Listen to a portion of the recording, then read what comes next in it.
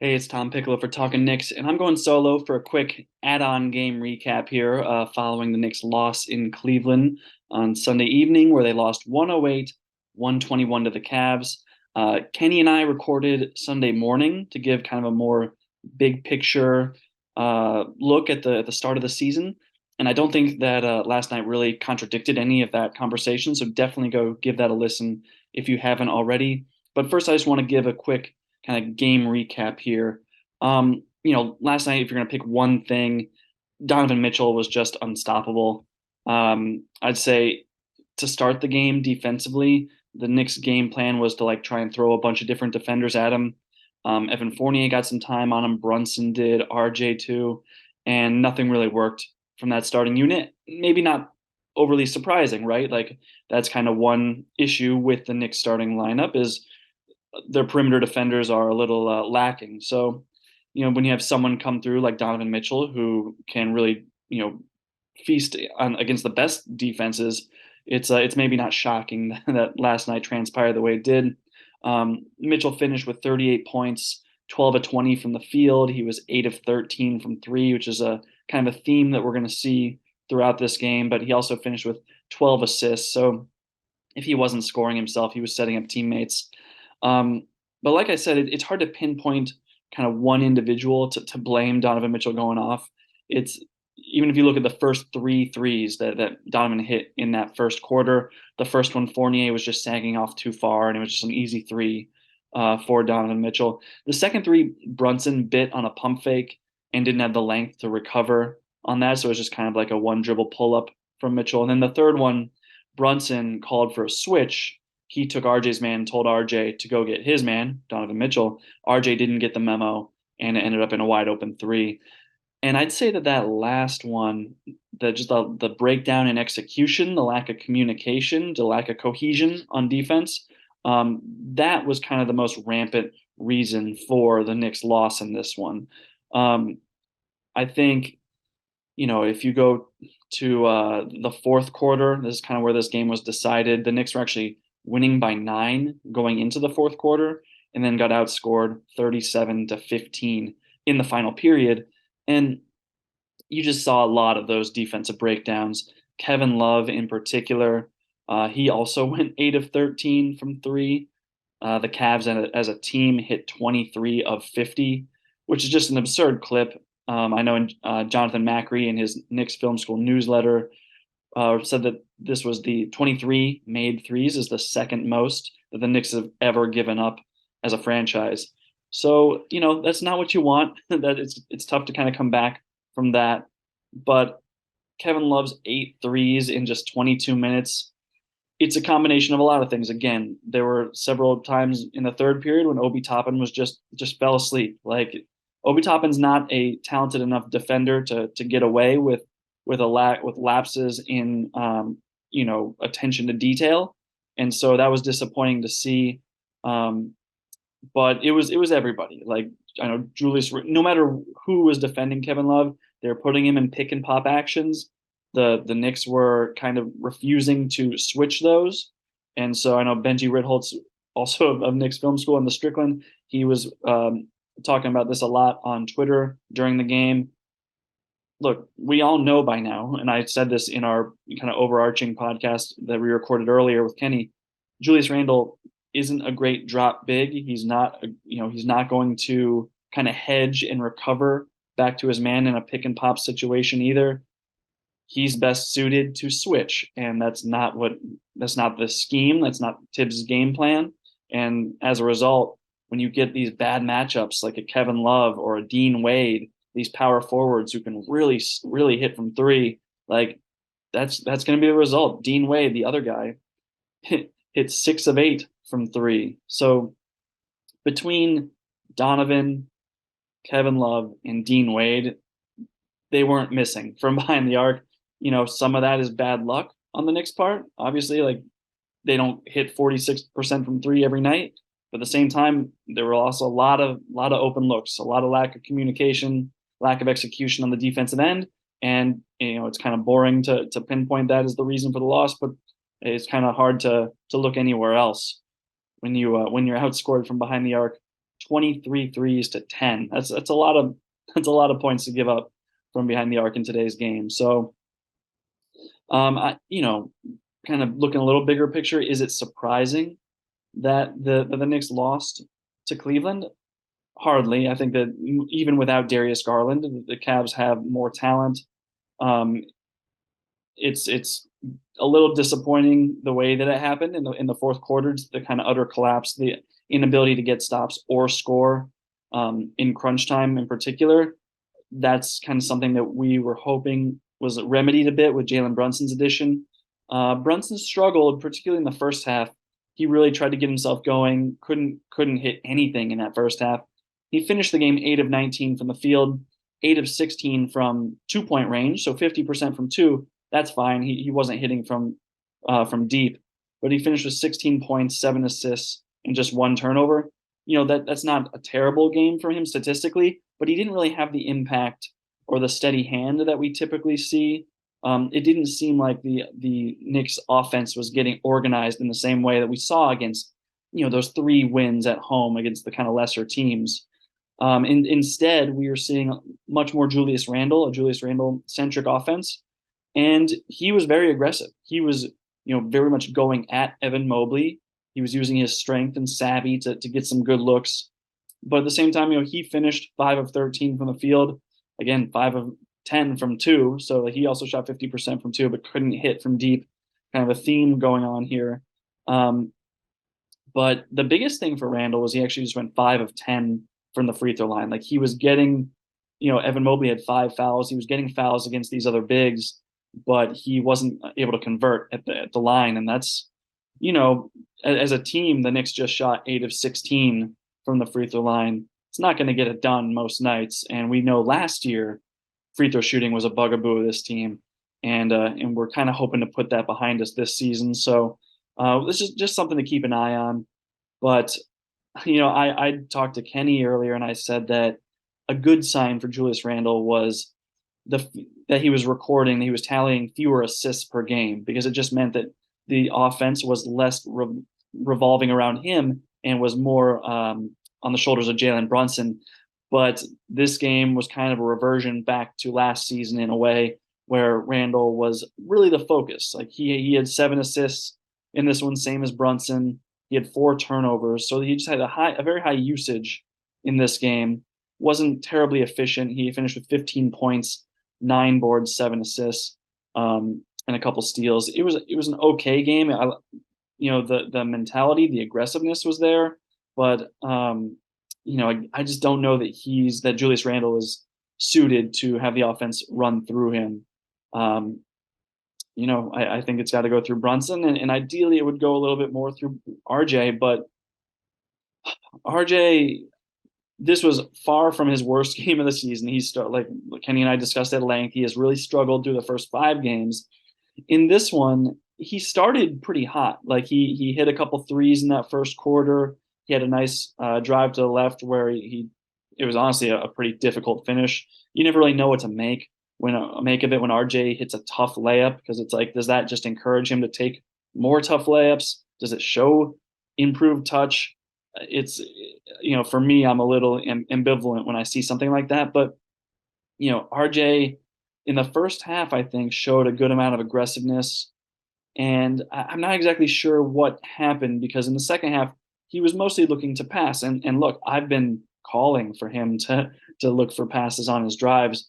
But the problem is he wasn't really drawing attention on the drives. He was just kind of driving almost just to do it, and then looking to pass before the defense really even reacted to his drive. I think I saw somewhere he only took 1 shot in the fourth quarter.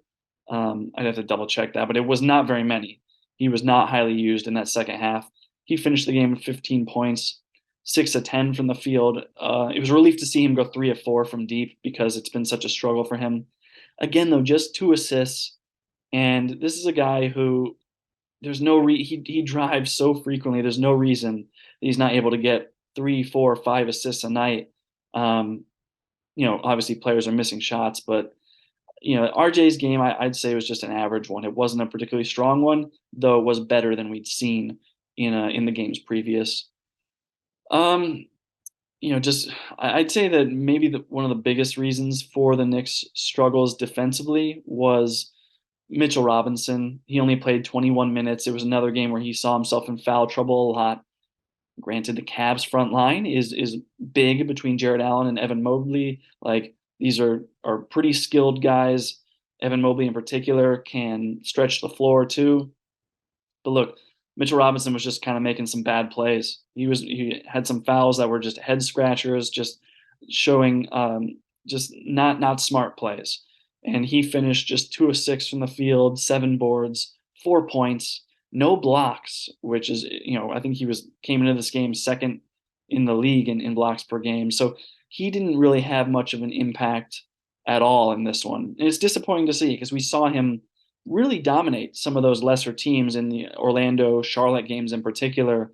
And the last couple of games, Milwaukee and Cleveland against the better competition, he hasn't really showed up. So um, that's just kind of another thing to keep an eye on, just to see how Mitchell Robinson's able to adjust his game to step up against these better teams. Because so far he's kind of been a disappointment in these tougher games. So, between the Grizzlies, the Bucks, and the Cavs, Mitchell Robinson has pretty much been a non-factor in those three. And then the three big wins against lesser competition, he's been very good. Um, Looking at the bench, I didn't really talk about Evan Fournier just because he is what he is at this point. He's going to hit threes. He's not going to play, all that great defense. I think that he did get into some guys' jerseys. Karis LeVert is a nice cover for him.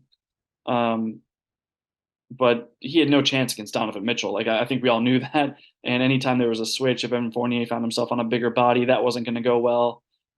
He's just not an impact player. He doesn't play with the force that we need. I've said all this before. Um, he doesn't. He shouldn't be in the starting lineup anymore. Speaking of guys who probably should be in the starting lineup, I'd say that Emmanuel quickly. He just played 19 minutes in this one. Uh, the, it's hard because people think of him as just a score for shoot first, scoring specialist. And so when his shots don't drop like they didn't last night, he was just 2 of 7 from the field, 1 of 4 from three. It's easy to make the argument like, oh, he did not have a good game. But there's something that happens when he's on the court that, he's always looking to push. We saw him throw some hit ahead passes, one in particular to Obi that just had perfect touch on it, maybe been the best pass of the season. And it leads to a lot of easier buckets because this Knicks half court offense has a pretty low ceiling, and so they got to get out in transition. That's why it's important when guys like Derrick Rose and Emmanuel quickly come in. They really push the pace. Um, Hartenstein's looking for outlets. Cam Reddish is looking to get out and run. Like that second unit, obviously Obi Toppin. Like the second unit's really looking to get out and run. The problem with them was just a lack of defense. Um, Not particularly surprising though.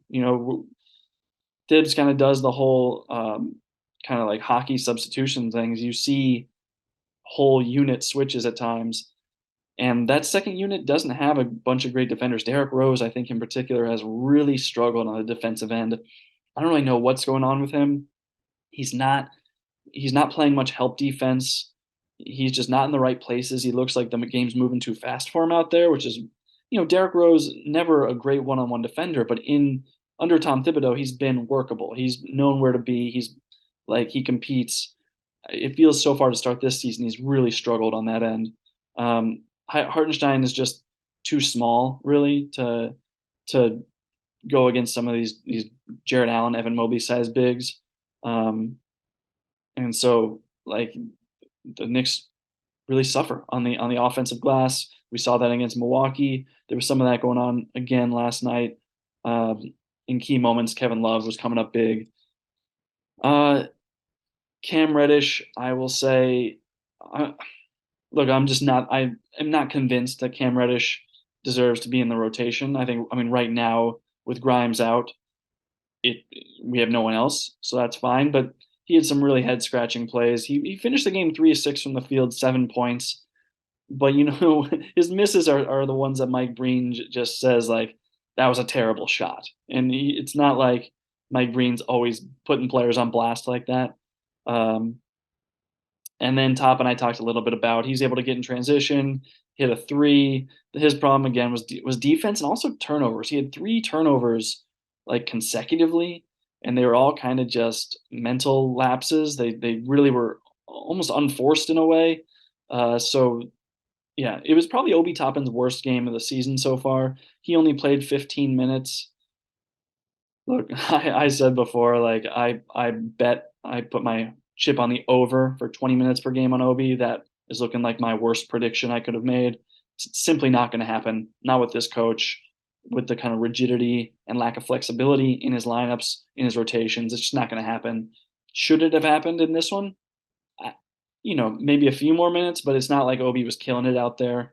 Um, no one really was. Like defensively, the team really struggled to get stops, and that was really the story of the game. So I think that's all I kind of want to get into on this one. I don't want to really dive into the whole Donovan Mitchell, what if you were a Nick stuff that's inevitably going to come from every single time Donovan Mitchell plays the Knicks. Um, Look, he was really good. He was he was as advertised. He came in and he was breaking down our defense. He was getting into the paint. He was finding shooters. He was orchestrating the offense. He looked really good. And so I kind of I will just say like I know that the Cavs are kind of more they were just in a better position to trade for Mitchell and like actually not maybe not even contend, but really compete at the upper levels of the Eastern Conference.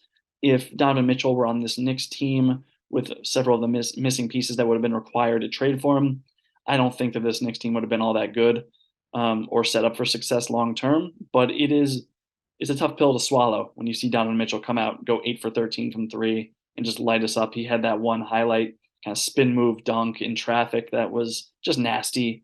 Um, and yeah, between him and Kevin Love, it was just it was a tough one. It was tough sledding for the Knicks, but hey, I think in the weeks coming, there's some winnable games. I think we've got the Atlanta Hawks on Wednesday, and again, that's not a layup by any means. That's a good Hawks team, but I do think that it's going to be winnable. It's at the Garden, so that's always helpful. It's been good to see the Knicks take care of business at home so far this season. I hope that continues. Um, so we've got three games before the next time we pod. That's going to be the Hawks at Knicks. Then the Knicks will go to Philadelphia to play the 76ers, and then we'll host the Celtics at home. I look, it's a tough week. It is a tough week. Even though the Sixers have been struggling, that's a very talented team. I could see the Knicks going 1-2 here. I'd like to think they'd win a game at home, likely against Atlanta, and then on the road against 76ers, and then at home against Boston. Those are gonna be tough.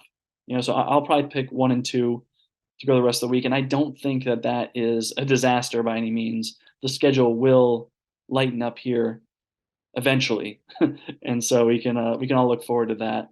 But I mean, this is a likely a 500 team through 6 games. It is 3-3. That shouldn't be a surprise. They've beaten the teams they're supposed to beat. They've lost to the teams we kind of all would have expected them to lose, and that's kind of the story of the season so far. But what we're going to keep looking for is development. We need to see RJ Barrett play better. That's like kind of the most important thing this season. We want to see Jalen Brunson get back to his ways. I think he struggled kind of the last 2 games, but some of the shots that he always hits weren't falling. But between Brunson and RJ and then Randall, like those are our 3 best players. They got to play better. That's how this team's going to win. So really trenchant analysis there. And hey, we're going to talk to you guys. Like I said, Talkin Knicks is back. We're going to come back with more content. We'll have some video content as well. Follow us on Twitter at Talkin Knicks, on Instagram. You can follow me at Tom_Piccolo. And hey, we appreciate you, and we will talk to you soon. Let's go, Knicks.